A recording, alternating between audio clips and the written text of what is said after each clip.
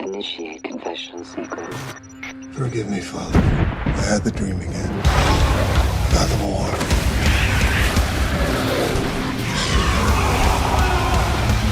I have questions, doubts. The devil comes in many shapes, many shapes, many shapes. Man, y'all remember when vampires used to be pimps? You know, back in the day. I mean, maybe I'm a little old here, but back in the day, they used to like. Well, you think about like Blackula. Blackula, that's what I'm saying. Prince Mama Waldy. Yeah, you mean literally pimps? Pimps, literally pimps, man. They used to come in the room with their tux on and they elegantly draping their cape everywhere. Oh, hair so all they didn't nice. have like the big purple fringe hat? Is that what you're saying? Some of them, I'm sure, did. Hey, like the Count from Sesame Street, Stone Pimp. Oh yeah, they made a widow's peak look good, or a crazy afro, shoes all shiny and everything. I think I saw a few that were like they had that Zoot Suit Riot thing going on. But whether it be a cape or a fuzzy hat or a zoot suit, whatever, it had some style. They would like come in the room and bitches just be damn.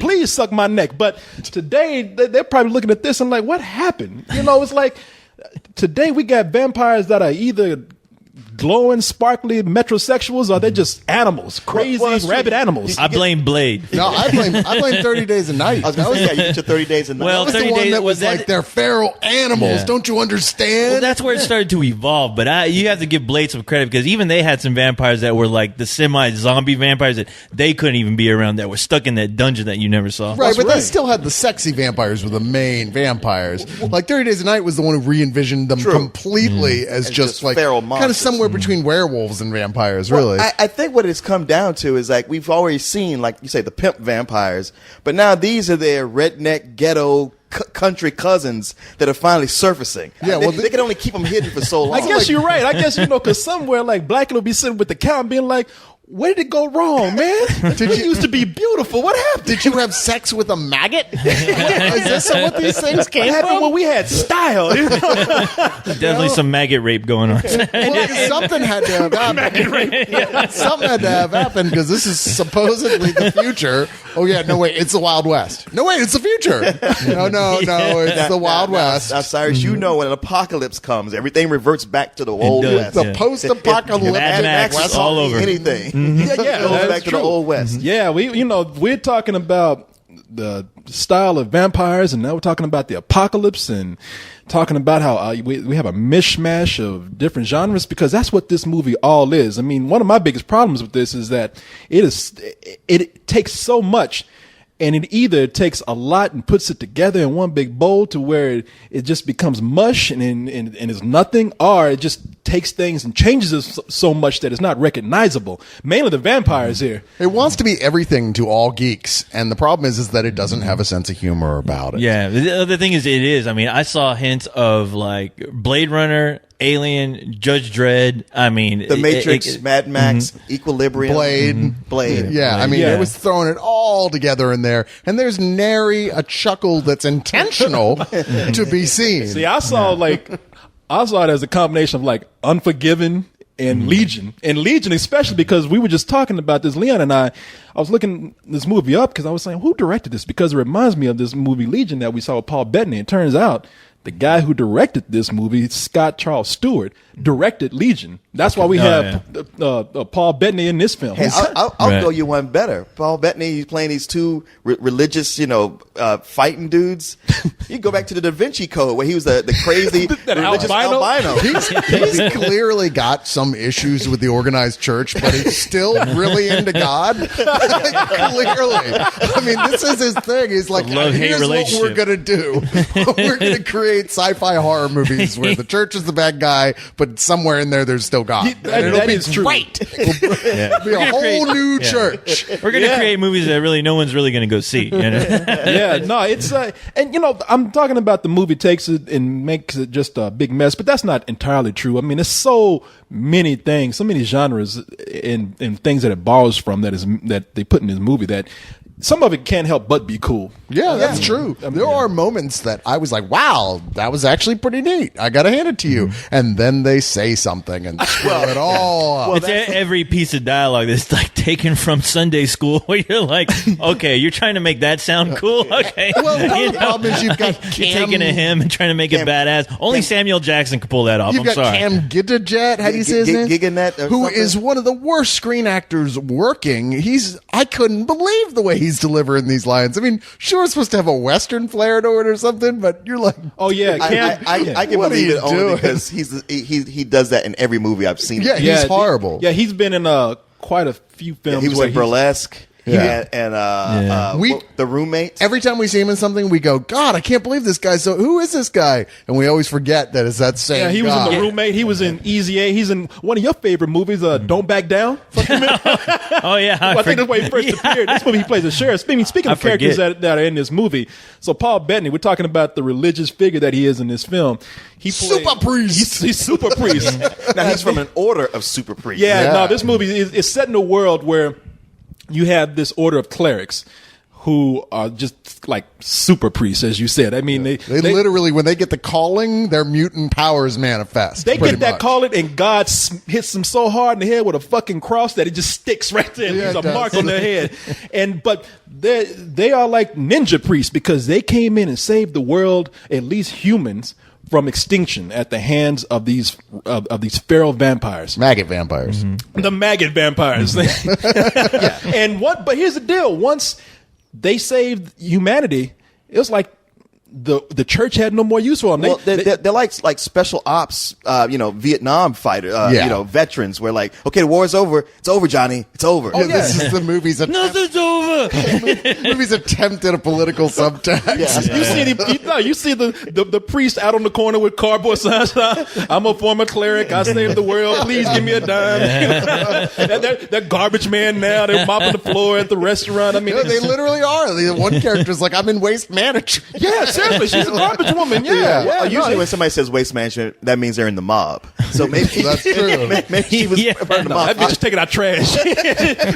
She's taking out our recyclables, but no. So once they're through with them, they just don't seem to fit in within this post-apocalyptic society that they have, and it's kind of a post-apocalyptic society because humanity has to like put walls around their cities where the church rules. I mean, the church is. We said the city is like Blade Runner. It's a bunch of neon, tall buildings and towers, and every one of them has like a big cross on it. And in the middle of the day, they have to make an announcement like, we got to remind you, going against the church is like going against God. We're pretty much God, so don't fuck up. And Yeah, there's- it's like driving through downtown Oklahoma, except with skyscrapers. You know what's funny is like as much as like I'm the guy who should probably appreciate this kind of I sci-fi. know. I was thinking, this kind Cyrus must be loving this this. kind of dystopian future. I was just laughing. I was like, come on. You'll be the first one to die in this Come on. utopia. You would. Hey, man, It's like I think organized religion is pretty, runs itself into the ground and hurts a lot of people, but this is going a little far. Cyrus would be hung upside down in his underwear right in front of the you city. say that, but if we were close to getting wiped out by vampires, people would turn to the church. Yeah, Hey, I heard that degree. they got all the crosses. We Yeah, gotta go to but them. you know how people are. They're like, yeah, but what have you done for me lately? Hey, man. And we sell you out quick. I was talking all that shit. I'm with That you. wasn't us. Our site's always been pro No, because here in this church. movie, it's like it's almost as if the Vatican bought the Empire State Building, and everybody in New York had to stop in the middle of the day and say thank you to the Pope, and they let it known all around the city. So you have Paul Bettany's, who is just called priest, and he gets a message from somebody who's saying, "Look, your niece Lucy has been kidnapped by these vampires, and we don't know how they kidnapped her or who's heading this up, but we just thought we want to let you know." And so he has to go to Well, it's the sheriff that tells him. Was it the sheriff? It's a sheriff who's been Giganet? dating. Cam Giganet. Giganet, yeah, He's a sheriff who's been dating his niece and says like, look, my girlfriend, your niece or whatever she is to you, has been kidnapped. I'm going after her. Thought you might want to know, so you can come along with me. Yeah. You're not coming. Gosh. I was really hoping you were coming because you got more skill than I do. All right, fine, dude. Fuck it. I'll just go on my own. Yeah, well, once he gets this news from this young sheriff, he has to go to the church.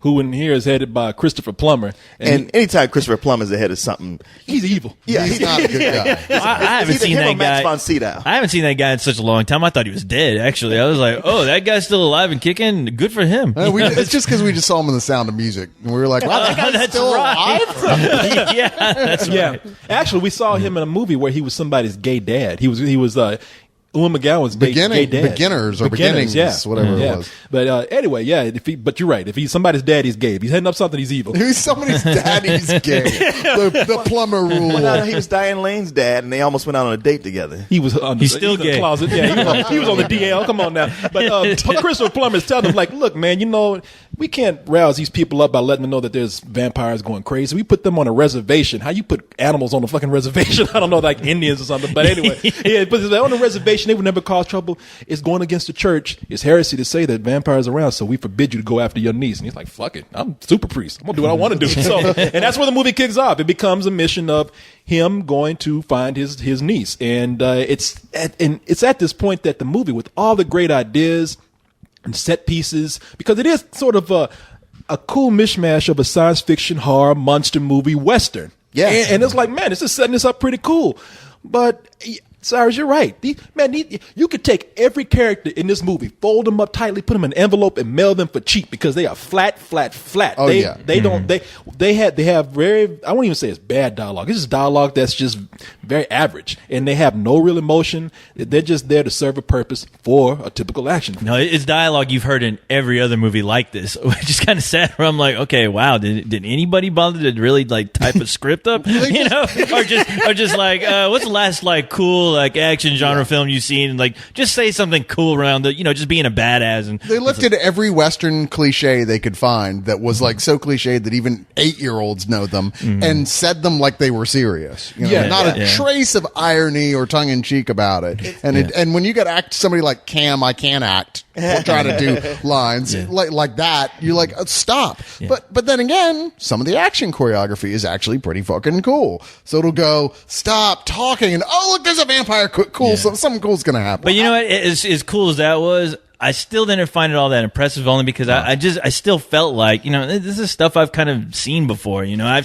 actually seen it better in Blade, as far as action scenes go. Sure. Yeah, I mean, no question. It's not nearly as good as all the movies it's taken from. I mean, it's trying to blend all these things together like in one big melting pot, but it's just more of a stew where all the pieces still remain separate. And hey, it's not like it tastes bad, but it's just not what they were going for. What I have to praise this movie for, because certainly the negative things is the dialogue, and the action sequences weren't as impressive as I thought. And yet with this director, he did a good job with the music, the tension, the setup, the look of it, to where all the setup to the action I was fully invested in. I was like, I'm feeling this. I'm ready for it. I did find myself digging the music. And then the action sequence that happened, I was like, I was hoping that'd be better. Well, there's still more to come. Go ahead. I'll tell you, one of the things that made me start to like this about halfway through, though, was that, and this comes from having watched a lot of the Corman sci-fi stuff from like the 70s lately,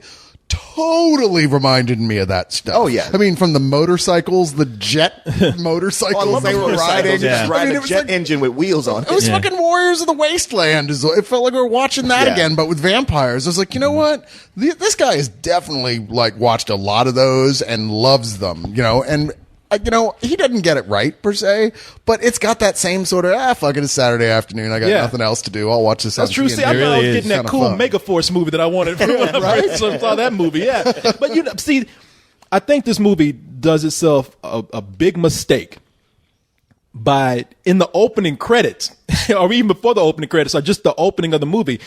It's okay. This is based on a graphic novel. But I'm gonna try and say the guy's name because it's more like a manga. It looks like because it's a Japanese. Was it even artist. Japanese? I thought it was like Indonesian or Thai. No, or well, something the like guy that. who does it is named Hang Min Woo. So but if you see some of the, and I don't know if I said that right, but if he looks Japanese, and if you look at the comic, it's either manga or has a great manga influence. And the opening of the film isn't quite like that. We were talking about how it kind of looks. Did you see the opening, the animated opening? Yeah. Okay. Because Cole, he didn't get a chance to see that part. It was really cool. It kind of looks like just a slightly cheaper version of that animated sequence that we saw in the last Harry Potter movie. What was the last Harry Potter movie? Deathly Hallows. Deathly Hallows. Yeah, it totally reminded where me they of that. illustrate the Deathly Hallows. Yeah, I kept hoping they'd go back to it. Oh, Yeah. I know. Well, the Do thing more is, stuff with it. it's one of these movies where like, don't if you're going to see this movie, don't go late because you want to see that animated opening because there's so much story in that first 5 minutes of that opening. Then you get to the actual movie. And there's not that much. But the beginning of it sets up, it says there was this war between humans and vampires. The humans were about to be extinct, and then the super priest, the ninja priest came in and took over, but somehow they were shunned by society when it was done, and they show all this war and tanks and all these vampires ripping people apart. And I'm like, I want to see that fucking movie. Yeah. It's basically like the Clone Wars all over again where you hear about this great thing. You get some imagery and you're like, can I like see that? Can I like see that in live action? No, I can't. I got to see it in a fucking cartoon. Even when the live action starts, it's like a live action prequel as well, as we see during the war, Paul Bettany and Carl Urban getting dragged off almost immediately, where half your audience who's less experienced goes, well, that's weird. They only got Carl Urban for this one scene. and the rest of us go, I think I know where this is going. Yeah. And by the way, that's how flat these characters are because Paul Bettany, he's a priest. He's called Priest. Carl Urban, his character is called Black Hat. He wears a black hat. You know, that's pretty much all you need. And he's a bad guy. Brad Dourif is in the movie. He's a salesman. That's his character, salesman, in the credits. Now, wait, that's what they call him credits because they don't give him a name. Yeah. I think that's just they're never named in the film. Nobody ever refers to him as let me criticize this movie. Wow. I want to talk shit. Don't give the movie unfair knocks. I do give them credit for using Brad Dourif only because that guy's been in every like generic sci-fi or like just actual like big budget sci-fi voice of movie Chucky. you've ever seen. Yeah, of course. It wouldn't have felt complete if Brad Dourif hadn't made an appearance. Yeah, even though when I saw him, I'm like, okay, maybe this is going to be actually something like cool. Because usually, even if the movie's bad, like he was in Dune, at least that was somewhat interesting, you know. Yeah, and actually, he's a very small role in the movie, but he has some character. Maggie Q comes in later in the movie. She's like the badass priest female, and you know she's one of the few characters that I like because we didn't have to see a whole lot of development in her, but she comes in and does a lot of badass stuff. And so I was like, you know, this is okay. You're not trying to set me up with some heavy characterization here, and I don't have to. She comes in like 3/4 in the film. Mm-hmm. I like this. I mean, if the movie I think had tried to be a little more fun and tried not to set up such a heavy story in the beginning, maybe I could take it as just it's a fun action film. Yeah, the interesting about her character and the guy who Carl Urban. Yeah, it's amazing to see those two who have barely like any real lines or any real backstory. How just their acting, they seem like they should have bigger stories because those were the two characters I was really interested in as well. You know what, Carl Urban, his character, not to give away a whole lot, but he is the main villain in the movie, and he talks about certain conflict that he has. And even Paul Bettany talks about a certain conflict that he has. But those two guys, when they're in the scene to get together, they're trying to out Eastwood each other. They're trying to be Clint Eastwood. It's like, okay, it's bad enough one of y'all trying to do this, but both of y'all trying to do like rivalry Clint Eastwood impressions. It's like y'all ain't even doing it. And Carl Urban kept on looking like he was like about to do a photo shoot for the Stephen King Dark Tower series. Church teaches us that the eyes are the windows to the soul. And since vampire evolved without eyes, it is a soulless creature to be eradicated. And I have seen the soul of the vampire. And let me tell you, it is far more pure than that of any man. Now you ask me what I am. I am the bringer of the tide. I am the wave that will wash clean this unclean world. And you and your priest will help me do it. I think you nailed one of the biggest problems with this film for me, which is that it wanted so desperately to reflect all these Western-like things that it just felt sandwiched into a post-apocalyptic horror plot. You're like, come on, man, did you really have to squeeze in like the big train, let's take the train sequence? I mean, come on. Like, yeah, that's a Western cliche. Yeah, we get it. All right, you don't have to does the guy have to be wearing a duster and a black hat? Seriously? Yeah. You know, you bring up a good point because I can forgive the train sequence because that train, what happens, what they do with the train, the stunt with the train, Yeah. I thought was the best action sequence of the whole thing. you're right. I mean, it dropped my jaw. In a movie where I was just kind of like, yeah, I'm kind of sleepy. I was like, whoa. Okay. Yeah. that And was even awesome. with and they did things not just with the train, but they had those guys on like the bikes Yeah. who were like chasing them while the train was That's going. when I was laughing. I was like, okay, now you're sandwiching in the Mad Max stuff. It's like, why are they riding motorcycles? Yeah. Why were there even motorcycles on the train? See, I was getting hints of Fast Five watching that scene. Yeah, you know what? I thought about that too. Yeah. But you're right about him wearing the duster. Yeah. It was like, look, these other things, okay, have you seen them sort of quasi-Western post-apocalyptic, movies before? But the Western, wearing the duster with the big cowboy hat. Yeah. Come on, guys. Well, Hey, man, Duster's a badass, all right? He looked good in it. Don't get me wrong, but No, Yeah. the duster, the whole lone guy with no name coming in being Clint Eastwood. If you close your eyes, there's a scene where Paul Bettany and Carl Urban are like having a bit of dialogue. It's like, leave her alone. Oh, you didn't know that's your daughter. And it's like, if you close your eyes, you won't know who's who. man, You it's know? a good thing they didn't bring in Timothy Oliphant and Christian Bale. Can you see those guys saying yes to this film at this point in their career? I don't think Hey, so. Timothy Oliphant was just in I Am Number 4, so you never know. Yeah, I guess They should that's have a true. game show. I'm Clint Eastwood. No, I'm Clint Eastwood. I'm Clint Eastwood. Where Goddamn the it. real Clint Then Clint Eastwood please comes up stand and nobody, that's not Clint The Eastwood. real Clint Eastwood is the one that grabs you. You motherfucker, I'm Clint Eastwood. Well, it's him. Clint Eastwood lately. It's like that guy he's got to be the real one because couldn't understand a fucking thing. He just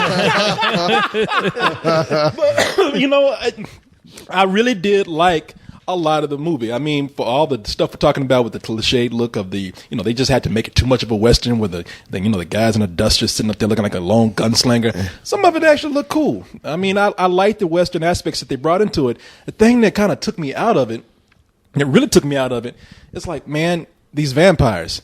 I know that people like to evolve the mythology of the vampire, but and it's been done for years. I mean, shit, we got a black vampire. We got Count Chocula likes to suck chocolate bars. Hell yeah. Morgan Freeman was Vincent the vegetable vampire one time. Yep. These are the evolutions of vampires. Yeah. Shit, I lived with a dude who Taco Bell Lugosi. He sucked tacos.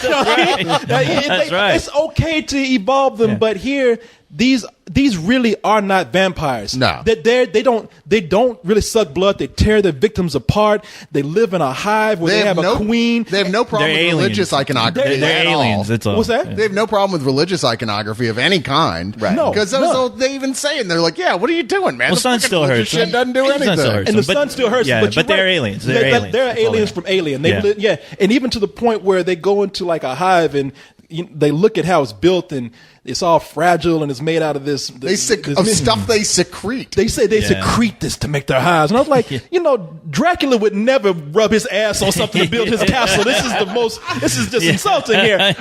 But there's a point where Rob Patterson would, though. But he would, yeah. He's not gonna rub his ass on anything. He turned into a disco. He farts glitter, I built a rainbow, but this right here, Hemdahl's like, you get away from that bridge. yeah, man. Here they take these vampires in. There is such a thing as removing something so far from its mythology that you ripped everything to where they're just any kind of monster. They're Yeah. not vampires. And Vampires just because the movie says so. I pretty wish much. they should have been called mutants in the Yeah, movie. or something. But you know what? There was but mutants aren't hot right now. Yeah, Vampires are that's hot. right. is true. But you know what? There was something interesting that the main villain reveals about what exactly he is and what's going on. So at that point, I was like, okay, I can buy into this. I mean, because I felt the why same wouldn't way. I otherwise? I Yeah. almost felt like, why didn't they at that point have it where like this was all prehistory? You know what I mean? Right. Because it's like, if that was the case and it's like, oh, well, this is actually how vampires came to be as we know them. That would have made sense or felt like, but that's not what this was doing. It was just a big lazy mishmash of genre elements that sometimes were entertaining and sometimes were lame as hell. I'd say the thought process and the ideas were lazy, but I actually thought the execution was actually pretty interesting. Where it was the one thing where I was like, okay, because I was expecting really to get annoyed. I was just like, oh man, really? You're just going to rip off everything you've ever liked. You had your checklist of things that you need to pay homage to. But I was like, okay, I'm immersed in this world. Really, I wish I could see more of the city, be more involved with the city, instead of it turning into a Western where I'm like, every time I see something get turned into a Western, like in a genre like this, I think it's for budgetary reasons more than anything. True. Because it's so cheap to shoot. You know? And I felt exactly like you did. The only thing that made me, I doubled back on that thought, because I was like, you know what? The little bit they show of that city sucks. I would not want to live there. Yeah. When you say it sucks, you mean like the way it looks like, or just the world itself? No. They did a great job with the look of it. Yeah, just why would anyone stay there? Yeah, I mean, it's like look, it's dirty. It's not even all that much better than the wasteland, and you got the clerics just running everything and telling you got to stop and pray. It was like a shitty version of Mega City 1, so where everything else after that is the cursed earth. You know, it's Al Qaeda. Yeah. Stop and pray. Yeah, there wasn't even like strip joints or something like, you know what I mean? Like, there's nothing to stay there where they're like, oh, there's vice, and so that's why people stay in the city. Like, there's not. You fucking got by gunpoint have to go into a mechanized confession booth once a day. That is true. Yeah, they force you. Gotta love the city. I didn't even think about Vegas that. is great.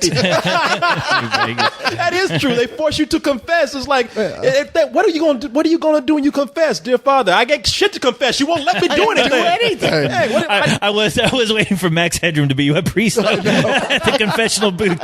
Shit, I did the same thing I did yesterday. Walk around the city, stopped to pray, and took my ass home. So you wouldn't fuck with me anymore. Went to bed. Only once. Okay, I jerked off. But other than that, man, I agree with all of you that there's a lot of good stuff here to enjoy. I guess my criticism comes just from disappointment. I mean, it is a good Western sci-fi monster film that you could, all that kind of stuff. Post-apocalyptic movie but it takes all these great ideas, and when it narrows them down with no real character and none of that good story that they introduced in like segments and bits of information, it really does turn into like an average sci-fi monster Western horror film, and that means it's enjoyable. Just not enough to like give it a great rating, but enough to say, a really good rental. I would watch this like several times at home. Yeah. And really, like all the negative things that have been said, at least for me, it's like, okay, look, I have to say this just to justify my rating. Just let you know, like, look, I'm aware of what the problems are, but there's so many times I forgave it because I went in with very low expectations and was surprised by how great it looked and just different ways I got into it when I did, which only set me up to be disappointed later when it just kind of fizzled for me. I mean, besides all that other stuff, I can say that I was kind of excited up until a point. I get, movie's only an hour and 20 minutes long, and probably like up until we get everything just right before the 10 minutes leading up to the big sequence, I was starting to doze off. They were talking a lot more. It slowed down. And I was like, man, this is a movie that does not need to slow down. That's the last thing you need to do. No, that was the biggest problem, was the big 20 minutes or so of like, stop trying to give him a backstory and just kill something. Yeah.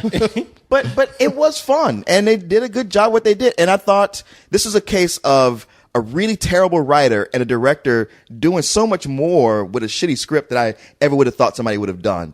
I'm right there with you. It's a high rental, maybe almost a low matinee, but yeah, high rental.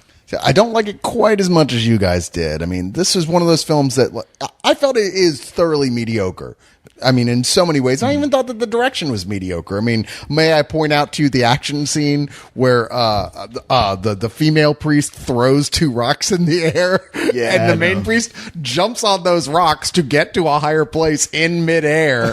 It could happen. I'm sorry. The bus in Speed looked at it and said, "Yeah, that's not possible." Oh, but it was okay in Crouching Tiger, Hidden Dragon. Yeah, that was its mythology was different. Thank you very much. That means real life. They had magic powers. End of story. But that being said, there's a lot of. I enjoyed playing pick the genre reference, which was just constantly. Every scene had something. You're like, that's from that. That's from that. It actually turned into kind of fun. And even that thing I was talking about, I laughed out loud and had a feeling of joy about doing it. I was like, that's such bullshit. And then I went, hey, I kind of enjoyed that. But I'm going to give it a rental. But it's this is the kind of movie designed for renting. Yeah. Yeah. It is what it kind of sold me on. Is it's stupid fun. It's stupid fun for stupid geeks that don't mind seeing this kind of shit and aren't going to like be all harsh about it and go, Don't insult yourself. Yeah. But, stupid people, and I love it. But no, I mean it is fun.